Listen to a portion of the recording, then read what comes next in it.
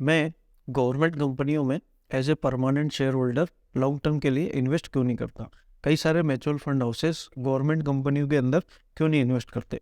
तो यहाँ पे हम कंपैरिजन के लिए चलते हैं page industry limited, Eicher motor और जीएनएफसी।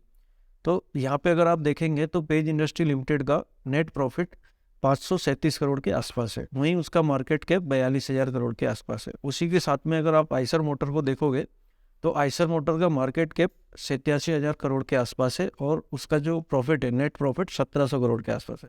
सेम जीएनएफसी भी 1700 करोड़ का प्रॉफिट कमाती है, लेकिन आइसर मोटर का जहाँ पे 87,000 करोड़ मार्केट कैप है, जीएनएफसी का सिर्फ 8,500 करोड़ का मार्केट कैप है। तो यहाँ हमें समझ में आता है कि पेज इंडस्ट्री लिमिटेड को और आइसर मोटर को इतना वैल्यूएशन मिल रहा है, वहीं गवर्नमेंट कंपनी को इतना वैल्यूएशन क्यों नहीं मिल रहा है। तो इसका रीज़न क्या है।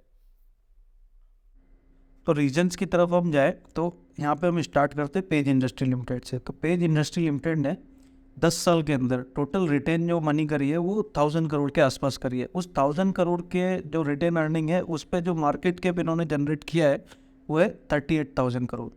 वहीं हम अगर इसको ऐसे रेशियो के थ्रू देखते हैं, ये काफ़ी अच्छा रेशियो है। तो अगर कंपनी ने 1 रुपया रिटेन किया है, जो अर्निंग है उसमें से 1 रुपया अगर रिटेन किया है तो उसके ऊपर जो वैल्यू क्रिएट करी है उन्होंने 34.35 रुपीज़ की वैल्यू क्रिएट करी है। वहीं पे अगर हम आइसर मोटर का देखें तो उन्होंने टोटल 10 ईयर्स के अंदर 10,000 करोड़ रिटेन किया है और उसके ऊपर जो वैल्यू जनरेट करी है 80,000 करोड़ की वैल्यू जनरेट करी है।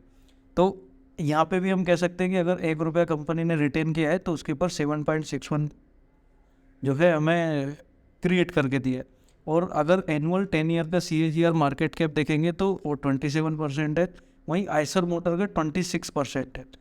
तो इसी के साथ में अगर हम GNFC का देखें तो इन्होंने जो मनी रिटेन करी है 4,429, तो यहाँ पे हम देख सकते हैं उस मनी के ऊपर सिर्फ कितना जनरेशन हुआ है 7,000 करोड़, तो विच इज़ इक्वल टू 1.65%।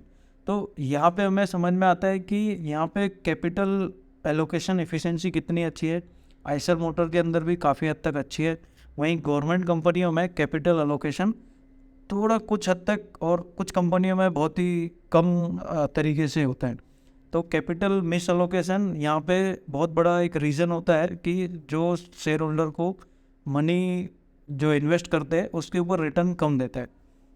तो यहाँ हमें समझ में आता है कि government as a owner minority share holder के लिए कितना अच्छा है, कितना वो नहीं है। तो government as a public services अच्छा हो सकता है, लेकिन जहाँ माइनॉरिटी शेयर होल्डर हम लोग रहते हैं तो हमें अपने इंटरेस्ट पहले देखना होता है, क्योंकि हम कंपनियों में अपना इन्वेस्टमेंट कर रहे हैं तो वहाँ पे हमें अपना प्रॉफिट देखना ज़रूरी है। इन कंपनियों में क्या होता है कि लॉन्ग टर्म प्लानिंग नहीं होती है, तो कई बार मैनेजमेंट ऐसे चेंज हो रहा है, कोई IAS जो उस फील्ड के नहीं है उस फील्ड में डाल दिए जाते हैं, गवर्नमेंट 5 साल में चेंज हो जाती है, गवर्नमेंट के जो लॉन्ग टर्म प्लानिंग है वो नहीं होती, वो लोग शॉर्ट टर्म को देखते रहते हैं।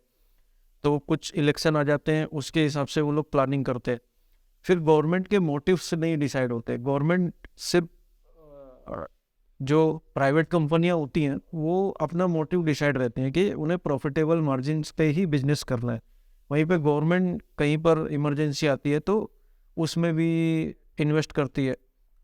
मुझे कोई गवर्नमेंट कंपनी ऐसे कंपनी कोई ऐसा प्रॉब्लम नहीं है, या गवर्नमेंट किस हिसाब से इन पब्लिक सेक्टर कंपनी को कंट्रोल करती है उससे भी कोई प्रॉब्लम नहीं है, हमको उससे बहुत सारे बेनिफिट्स होते हैं। पर as a minority share holder जहाँ मैं उसके अंदर इन्वेस्टमेंट करने जा रहा हूँ, तो एज ए ओनर अगर मैं उस कंपनी में इन्वेस्ट करने जा रहा हूँ तो मेरा मोटिव इतना क्लियर होना चाहिए कि मैं प्रॉफिटेबल बिजनेस करूँ। तो कई बार क्या होता है कि गवर्नमेंट कंपनियों में लॉन्ग टर्म फोकस नहीं होता है, मैनेजमेंट चेंज होता रहता है, उसके साथ में जैसे मैनेजमेंट चेंज होता है तो जो दूसरा मैनेजमेंट आता है उनका प्रायोरिटी कुछ दूसरा सेट हो सकता है। तो यहाँ पे कई बार हमारा जो माइनॉरिटी शेयर होल्डर है उन लोगों को लॉन्ग टर्म के अंदर में ये जो वैल्यू क्रिएशन होता है वो वैल्यू डिस्ट्रक्शन गवर्नमेंट कंपनियों में बहुत ज़्यादा होता है।